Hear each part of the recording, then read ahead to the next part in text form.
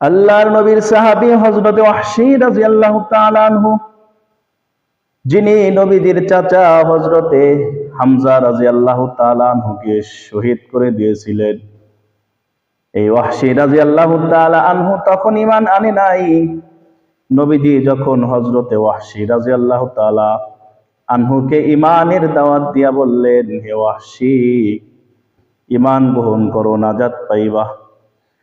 হযরতে ওয়াহশী রাদিয়াল্লাহু তাআলা আনহু বলেন, হে মুহাম্মদ, কেমন করে আপনি আমাকে দ্বীনের দাওয়াত দিতেছেন?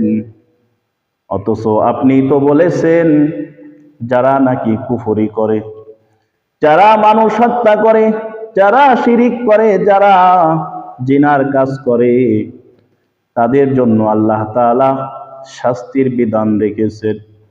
কিয়ামতের দিন তাদের শাস্তি কঠোর করা হবে। হে মুহাম্মদ, আমি ঈমান আনতে পারি, যদি আপনার কাছে এই শাস্তি থেকে বাঁচার কোনো উপায় থাকে, উপায় বলে দিতে পারেন, তাহলে আমি ওয়াহশী কালেমা পড়ে ইসলাম গ্রহণ করব। সাথে সাথে আল্লাহ তাআলা কোরআনের আয়াত নাযিল করে দিলেন। আল্লাহ রাব্বুল আলামিন ডাক দেয়া বলে, ইল্লা মান তাবা ওয়া আমানা ওয়া আমিলা আমালান সলিহা ফাউলাইকা ইউবাদদিলুল্লাহু সাইয়্যাতিহিম হাসানাত।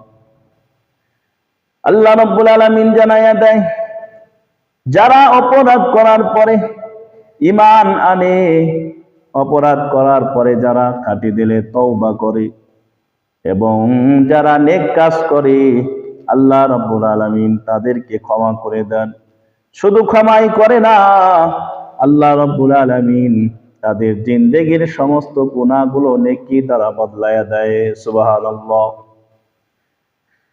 ওয়াহশী ডাক দেয়া বলে, হে মুহাম্মদ, ঈমান আনা, খাঁটি দিলে তওবা করা, নেক আমল করা, এটা বড় কঠিন কাজ।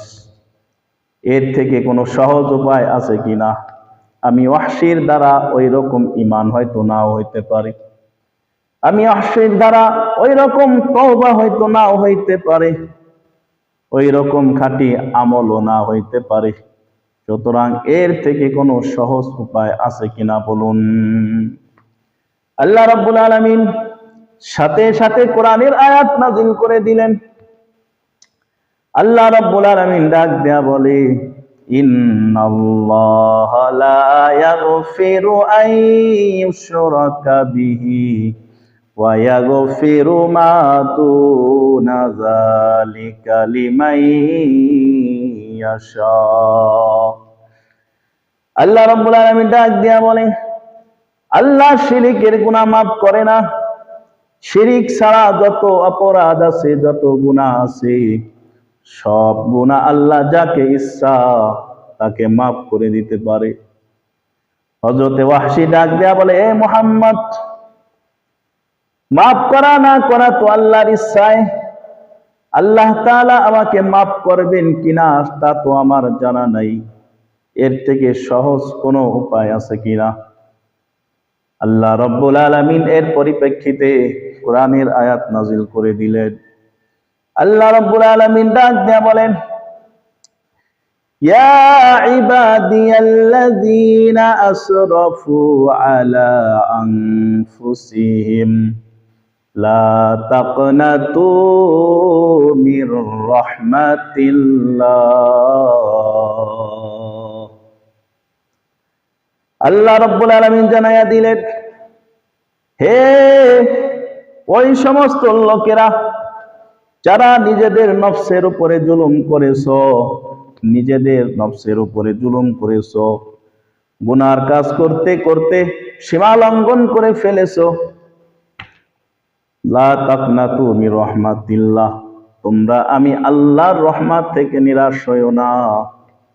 ইন্নাল্লাহা ইয়াগফিরুয যুনুবা জামিআ, আল্লাহ রাব্বুল আলামিন তোমাদের জিন্দেগীর সমস্ত গুনাহকে মাফ করে দিবে।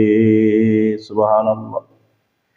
এই কথা যখন আল্লাহ রাব্বুল আলামিন জানায়া দিলেন, সাথে সাথে ওয়াহশী ডাক দেয়া বলে, হে মুহাম্মদ, এবার হতে পারে আল্লাহ রাব্বুল আলামিন যদি মাফ করে দিতে পারে, তার দরবারে আশা ছাড়তে না বলেছেন।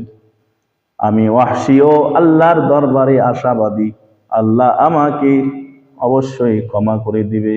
হ্যাঁ মুহাম্মদ, এবার হয়েছে। হযরত ওয়াহশী রাদিয়াল্লাহু তাআলা আনহু তখন কালেমা পড়ে মুসলমান হয়ে গেলেন। ইসলামের সুশীতল ছায়ায় তিনি আশ্রয় গ্রহণ করলেন। সুবহানাল্লাহ।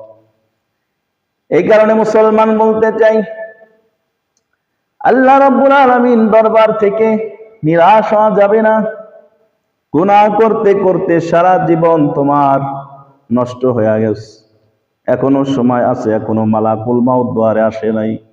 এখনো আল্লাহর দরবারে যদি চোখের পানি ছেড়ে খাটি দিলে তওবা করা যায়, আল্লাহ রাব্বুল আলামিন অবশ্যই তার দয়া নিয়ে তোমার দিকে আগায় আসবে, তোমার জিন্দেগীর সমস্ত গুনাহকে মাফ করে দিবে। সুবহানাল্লাহ।